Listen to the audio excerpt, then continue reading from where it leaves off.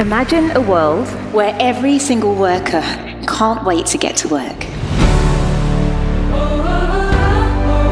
You are all tasked with taking your teams forward to the future. And that legacy way of doing things is holding you back. What I hear from individuals around the world is very similar.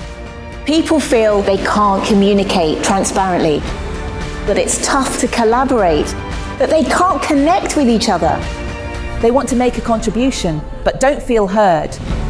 So how do we turn that around? By creating a people-first culture. Our companies are now global, which is an amazing opportunity that we need to tap into, so that wherever our team members are from, and no matter what background they have, they feel encouraged and empowered to bring their best ideas and to make their fullest contribution. And it's the individual leaders who are going to make the difference. Empathy is the #1 leadership skill.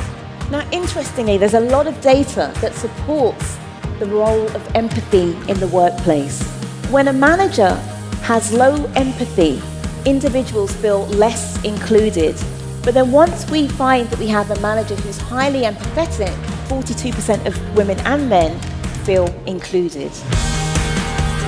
Organizations that listen to employees, hear what they're saying and act upon it, they're more likely to engage and retain their employees. They're more likely to satisfy their customers. From an early age until I was about 11, I was fostered by a white English family. And after that, I went back to live with my birth parents. It became natural for me to see that there are multiple ways of looking at the world. If we start with empathy, understanding people, meeting them where they are, then we can start talking about breaking bias. We can talk about creating equitable environments, and we can also talk about transparency, better communication.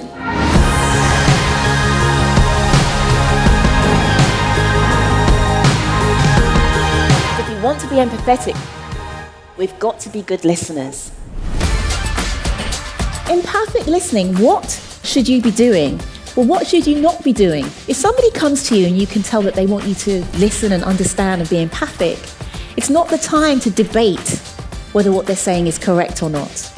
It's not time to challenge them or contradict them. Now, a lot of people think that being empathetic means that you have to agree. You don't have to agree with them, but it might be time to just hold your opinion, keep it to yourself, let them share. Look at the person next to you. Don't be scared. They're not going to hurt you. My keynotes are designed to be interactive, so leaders can practice the skills that they'll bring back to their teams. When audience members hear each other's stories, they realize these ideas and truths are in their culture as well, but are often going unsaid. We're all trying to get to that end goal together. Put your hand up if you resonate with that. This is when you start seeing leaders put their people first. I'm just going to be myself. Thank you. Thank you.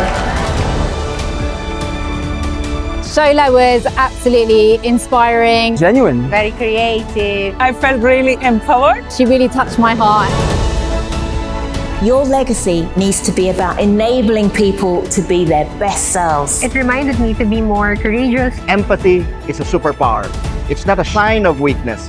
It's actually a sign of strength. Enabling them to stand tall, to make a contribution by showing them that you have their back. The more you show that you are there for them, the more they will step up and be there for you and your organization.